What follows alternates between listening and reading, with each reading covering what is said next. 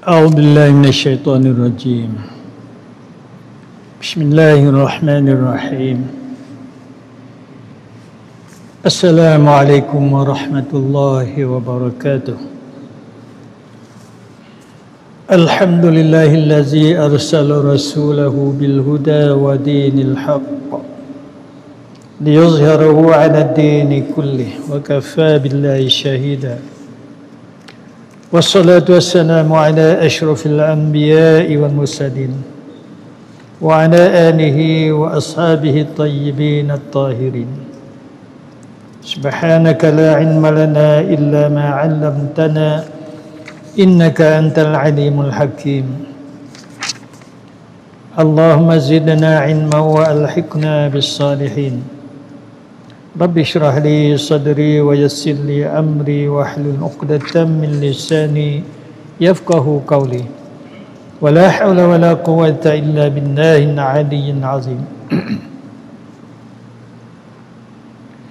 Yang saya muliakan tuan-tuan imam, tuan-tuan Bilal, Samati, pengusi, ahli-ahli tata kuasa, seterusnya hadirin hadirat yang dirahmati Allah sekalian. Alhamdulillah. Pertama kita bersyukur kehadrat Allah Subhanahu Wa Taala kerana dengan limpah kurnianya pada malam yang mulia ini sekali lagi kita berpeluang untuk dapat berkongsi dalam majlis yang berbahagia ini. Mudah-mudahan majlis kita sentiasa dirahmati dan diberkati Allah Subhanahu Wa Taala insya-Allah. Dan pada malam ini kita masih lagi akan menyambung berhubung dengan anggota-anggotanya dikurniakan Allah untuk kita sebagai nikmat. Di mana nikmat yang kita selalu membincangkan, selalu membicarakan merupakan nikmat asas daripada mata kita, telinga kita dan seterusnya. Di mana anggota-anggota tersebut sekiranya tak ada ataupun kelemahan, tak sempurna dan sebagainya, maka nikmat-nikmat yang lain, contoh nikmat makan, nikmat minum, nikmat pendapatan dan seterusnya, itu semuanya dikira sebagai orang kata subsidi je lah. Yang asasnya anggota-anggota kita. Kaya macam mana pun tak guna. Contoh kalau sakit mata, sakit telinga, sakit mulut, sakit tangan, kaki dan sebagainya, tak guna. Senang macam mana, kaya macam mana, rumah banglo sekalipun tak guna. Maka dengan itu perlu kita jaga, perlu kita pelihara anggota-anggota sebagai nikmat asas yang dikurniakan Allah Subhanahu Wa Taala untuk kita semua. Dan malam ni kita pergi ke telinga. Seperti mana Tuan Pengarang ada sebut, wa nafa'ana bi'ulumi fid darain amin. Memelihara telinga. Kita ada telinga, bersyukurlah kita kehadrat Allah Subhanahu Wa Taala. Tanpa telinga, nikmat yang besar dah hilang, ataupun tak guna lagi kita hidup di dunia. Macam kalau orang pekak ataupun kurang dengar, telinga kurang berfungsi dan sebagainya, maka kita rasa hidup pun tak guna, tak seperti mana orang lain. Maka dengan itu peliharalah telinga. Telinga juga merupakan suatu nikmat Allah yang terbesar. Terbesar juga. Ikut Tuan Pengarang sebut terbesar. Maknanya bukan nikmat yang kecil lah. Sebab itu bila kita salah guna nikmat-nikmat yang dikurniakan sebagai asas, maka kita dikira sebagai kufur nikmat. Kufur nikmat. Ataupun kita sebagai orang yang melanggar nikmat Allah. Di mana Allah kurniakan telinga untuk kita sebenarnya untuk apa? Seperti mana disebut, dan ia diciptakan Tuhan untuk hamba-Nya. Allah ciptakan nikmat telinga ni untuk hamba-Nya sebagai petanda yang menunjukkan Allah sayang kita selaku hamba-Nya. Kalau Allah tak kurniakan telinga untuk kita, boleh je, tak ada masalah bagi Allah, tak ada kekurangan sikit pun. Cuma atas kasih sayang Allah, Allah kurniakan telinga untuk kita mendengar apa suara, apa jenis yang bunyi daripada luaran, kita boleh dengar sama macam orang lain. Dengan itu syukurlah kita kehadrat Allah atas kurniaan telinga bagi kita, agar ia boleh mendengar kalamullah. Tujuan yang sebenarlah Allah ciptakan telinga untuk kita agar ia boleh mendengar kalamullah. Maknanya kalau kita tak pernah dengar pun kalamullah, makna bicara hal-hal Tuhan, sifat-sifat Tuhan, semoga kita dapat mengenali dengan begitu rapat. Itu nikmat telinga. Sebenar-benarnya Allah ciptakan untuk gitulah. Maka apabila kita dengar benda yang lain selain Quran, selain kalamullah, maka kita dikira sebagai kufur nikmat. Dan bicara nabi-nabinya selain pada bicara Tuhan, juga telinga kita boleh dengar orang yang mencerita tentang nabi-nabi, rasul-rasul, serta bicara para ulama, hukama dan golongan-golongan yang soleh daripada hamba-hamba Allah Subhanahu wa taala. Kita boleh dengar belaka lah. Seperti mana kita dapat berkongsi dalam majlis ilmu pada malam ni, juga dikira sebagai kita syukur atas nikmat telinga. Maknanya di sini, atas sifat kesyukuran kita ni tak cukup dengan hanya kita sebut alhamdulillah sahaja, tapi juga kita kena arti kata syukur nikmat tu kita kena lakukan seperti mana yang diciptakan Allah untuk benar-benar yang betul. Itu merupakan matlamat Allah ciptakan telinga untuk kita.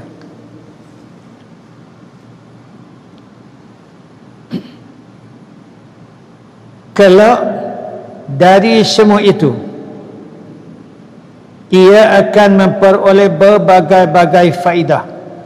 Bila kita dapat mendengar kalamullah, bicara Tuhan, bicara nabi-nabi dan seterusnya, kita akan dapat menerima berbagai-bagai faedah dan manfaat dalam menempuh perjalanan yang diredai Tuhan, serta memelihara cara hidupnya akan membantunya dalam urusan ukhrawinya. Gitulah. Itu telinga kita. Jadi hal-hal lain tu tak usah kita kira lah. Macam ke luaran, pendapatan kita, kemewahan kita, kesenangan kita, tak usah kira hak tu. Itu hak tu luar. Orang panggil, kalau gaji pun dia panggil allowance sajalah. Pokoknya adalah gaji kita. Asasnya adalah nikmat anggota yang dikurniakan Allah untuk kita. Baik, jika ia menggunakan telinga itu untuk mendengar apa-apa yang diharamkan Tuhan, contohnya seperti mendengar percakapan yang dusta, orang dusta, orang cakap tak betul, ataupun orang sentiasa berbohong, Bila kita dengar, akan mengakibatkan berlakunya perkara-perkara yang menyebabkan kita susah nanti. Kalau tak susah di dunia, akhirat akan kita mendapat kesusahan dengan balasan yang disediakan Allah Subhanahu Wa Taala untuk kita atas nikmat telinga. Oleh kerana pada ketika itu dikira kita ni sebagai orang yang salah guna nikmat, maka ia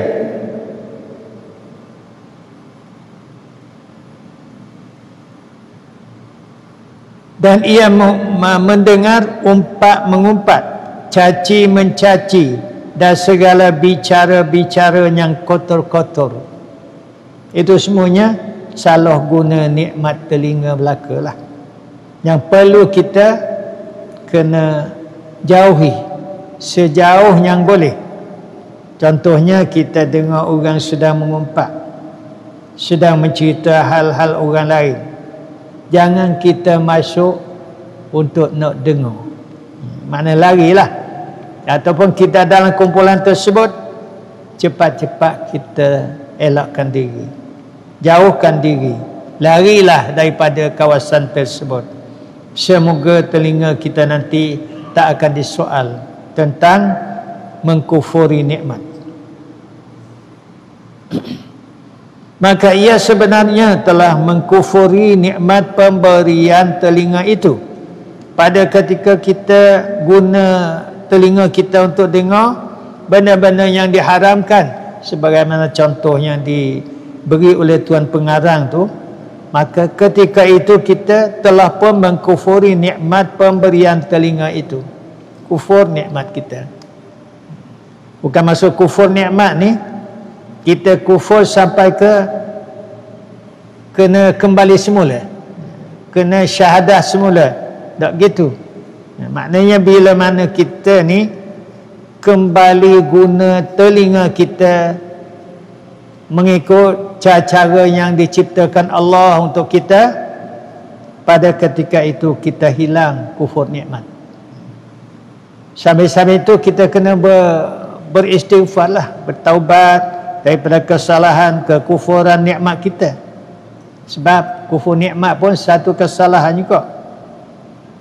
Ada sebut dalam Ihya Ulumuddin, atas dasar kufur saja, tak kira kufur nikmat ke kufur agama ke, atas dasar kufur, sekiranya kita meninggal dunia tak sempat beristighfar, tak sempat bertaubat, maka jawabnya tak lain tak bukan, tempatnya adalah neraka. Wal'ayazubillah. Maka dengan itu, bila kita rasa mana-mana anggota kita salah guna, bila-bila masalah kita insaf, kita sedar bahawa anggota yang dikurniakan Allah sebagai nikmat, kita salah guna tempat dia, maka kita cepat-cepat beristighfar. Dan kita kena menyesallah atas kesalahan yang dah kita lakukan tersebut, yang kita kufur nikmat tersebut. InsyaAllah mudah-mudahan kalau sempat kita beristighfar, sempat kita bertaubat, mudah-mudahan balasan tersebut kita tak akan dikenakanlah esok.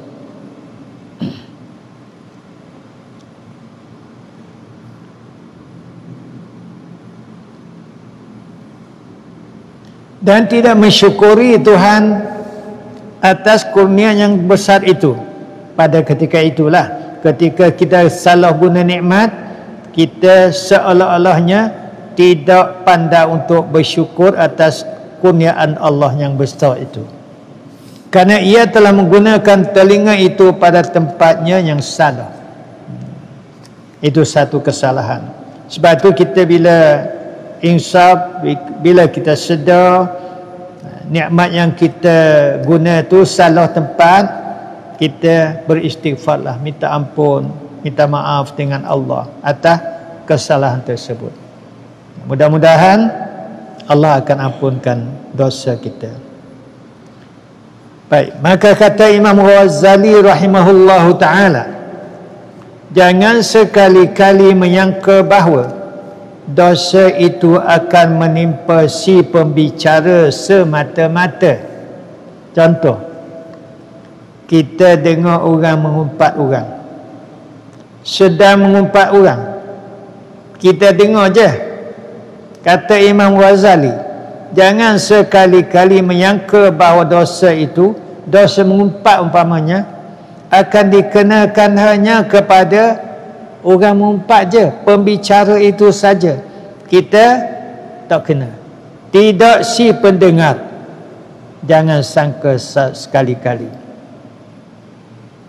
Maksudnya, kalau kita dengar, dengan kita-kita sekali ditempatkan esok ke dalam neraka.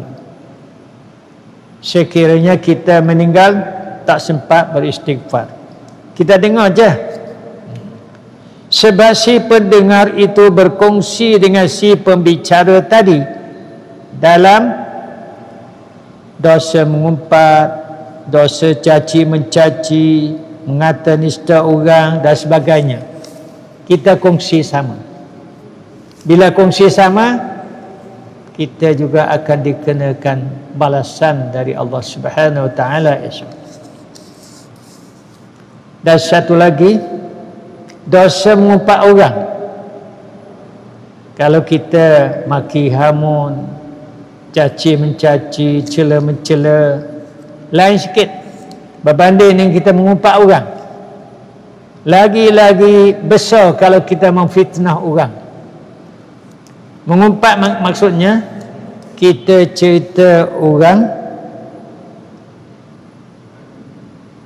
kepada orang lain dengan cerita yang sebenar-benarnya. Si A melakukan sesuatu, kita cerita si A melakukan perkara-perkara tersebut kepada orang lain. Sedangkan bila si A dengar, si A akan marah. Itu maksudnya mengumpat. Dosa. Dosa sekali dengan pencerita dan pendengar. Dua-dua kena.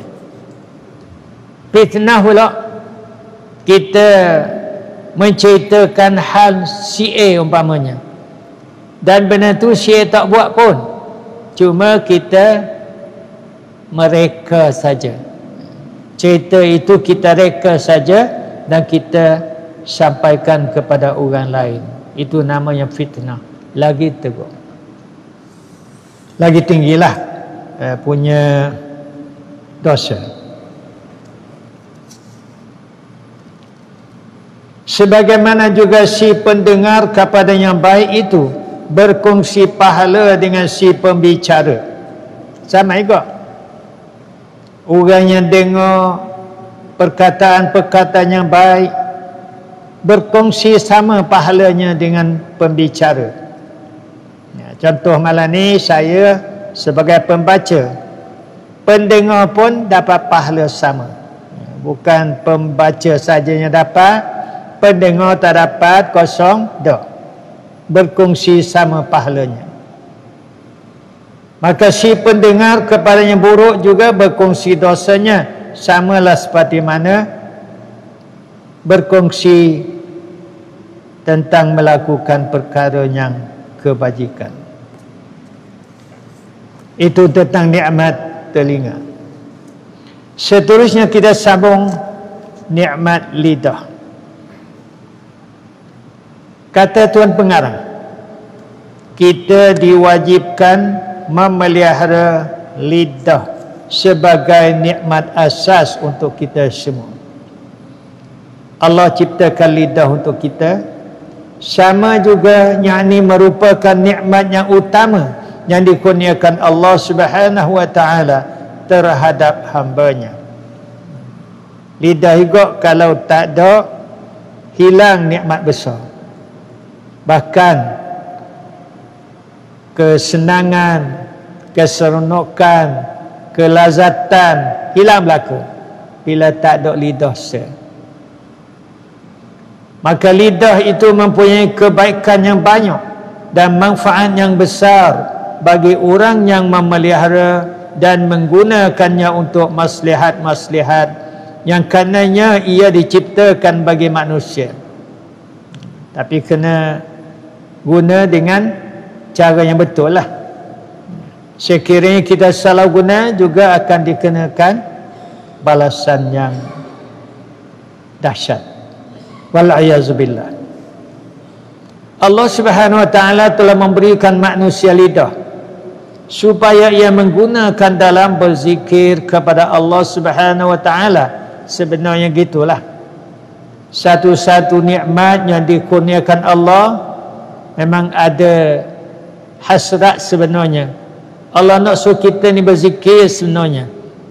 Allah ciptakan lidah semata-mata nak suruh kita ni banyak berzikir.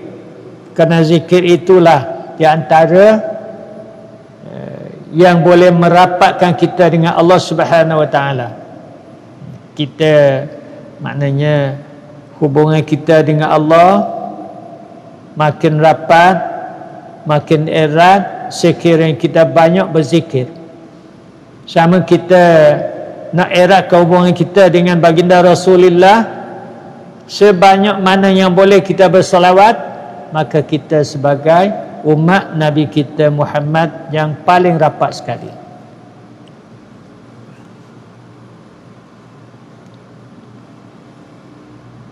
Membaca kitabnya Al-Quran, lidah kita selalu baca Quran.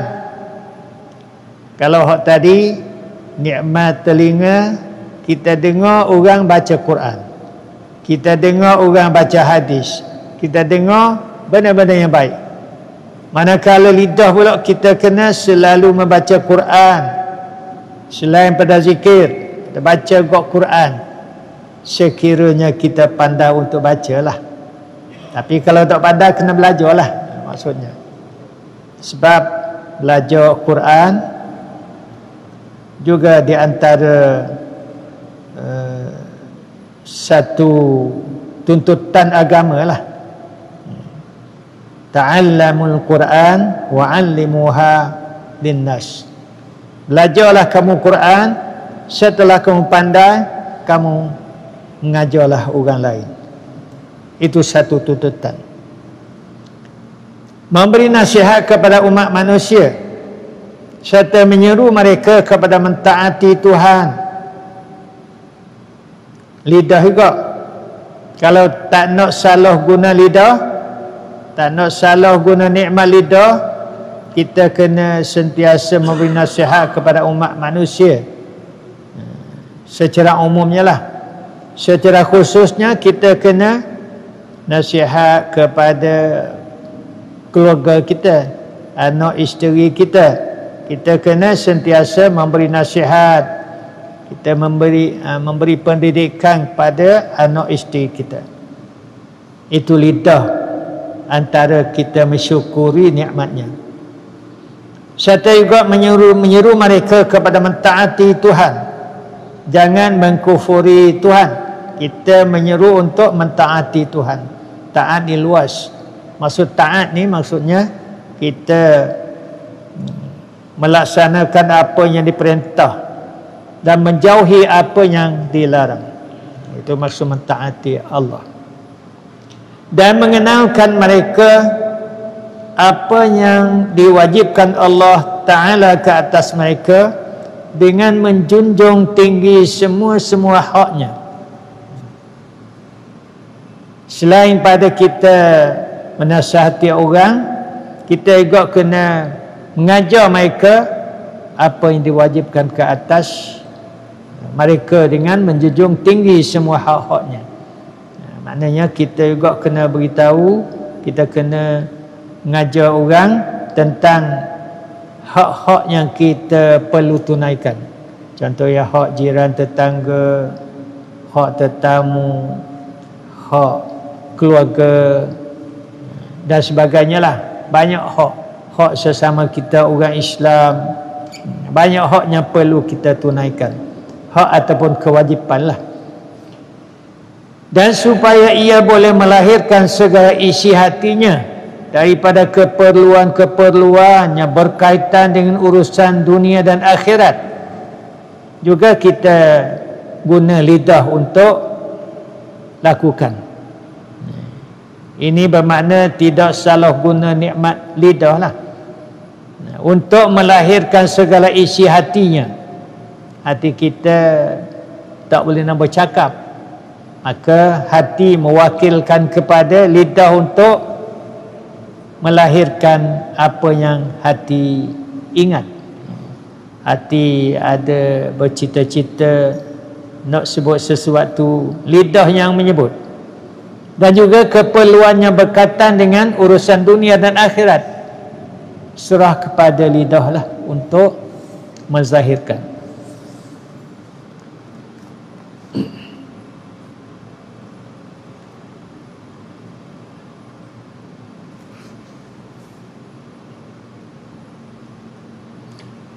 Jika ia menggunakan lidah itu untuk tujuan yang kerananya itu diciptakan oleh Allah baginya, maka tergolonglah ia di antara orang-orang yang mensyukuri nikmat lidah itu.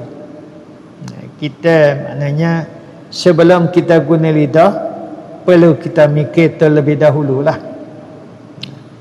Bila lidah kita dapat gunakan apa tujuan yang diciptakan karenanya, maka kitalah sebagai orang yang mensyukuri nikmat lidah.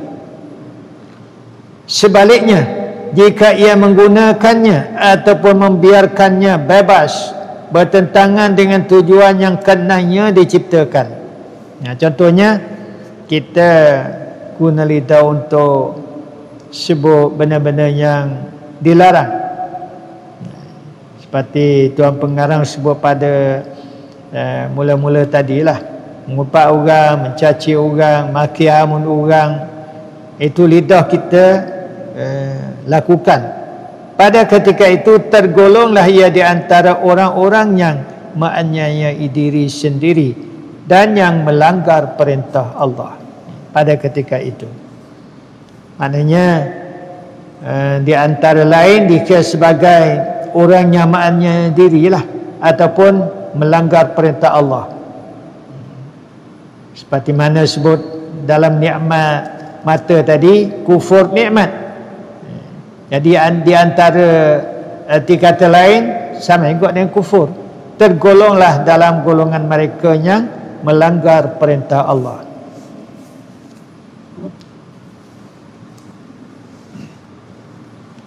Sebagaimana sabda Rasulullah sallallahu alaihi wasallam,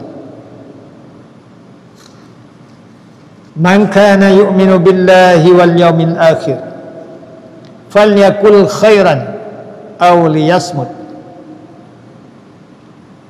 Artinya, barang siapa beriman dengan Allah dan hari akhirat, hendaklah berkata yang baik ataupun berdiam diri. Maknanya Rasulullah kaitkan ucapan kita dengan beriman. Ucapan kita ni dengan beriman dengan Allah, beriman dengan hari akhirat. Maksudnya rukun iman kita seperti mana kita sedia maklum, ada 6 perkara. Di antaranya beriman kita dengan Allah, beriman kita dengan hari akhirat. Syaratnya kita kena guna lidah kita untuk bercakap perkara yang baik. Ataupun kalau sekiranya lidah kita nak bercakap benda tak baik, kita diam saja. Itu maksud hadis. Sebab itu sebelum kita nak berucap, sebelum kita nak berkata-kata, kita fikir terlebih dahulu. Apa yang kita nak cakap, betul ke tak, baik ke buruk. Setelah kita mikir didapati baik, teruskan kita bercakap. Sebaliknya, kalau kita dapati ucapan kita yang nak kita bercakap nanti tak baik, ataupun menyebabkan orang lain sakit hati dan sebagainya, maka lebih baik kita berdiam diri. Maknanya jangan bercakap. Kata Imam Ghazali dalam Ihya Ulumuddin, sekiranya kalau kita nak bercakap bernilai perak, maka diam adalah bernilai emas. Maksudnya kalau bercakap itu tak guna ataupun tidak memberi faedah kepada diri kita sendiri dan juga orang lain, lebih baik kita diam. Bila kita setelah kita mikir, kita dapati benda itu memberi manfaat kepada kita sekurang-kurangnya lah, ataupun memberi manfaat kepada orang lain, bila kita bercakap, kita teruskanlah. Sebab ucapan itu dikira sebagai ucapan yang baik ataupun kata-kata yang baik. Dengan itu saya rasa kita sampai di sini dulu. InsyaAllah mudah-mudahan minggu depan kita akan sambung lagi nikmat lidah. Sebab kalau kira nikmat lidah ni panjang lebar, dia punya tajuk dia. Di antaranya kita dikira sebagai orang yang terlepas daripada sikap orang munafikin. Juga dengan lidah kita terlepas daripada keadaan orang yang dikira sebagai orang yang tercela juga daripada lidah kita. Nanti insyaAllah dengan sambungan nanti minggu depan kita akan sambung masih lagi dalam tajuk nikmat lidah, insyaAllah. Dengan itu saya akhiri majlis. Billahi taufiq wal hidayah. Wassalamualaikum warahmatullahi wabarakatuh. Wallahu a'lam.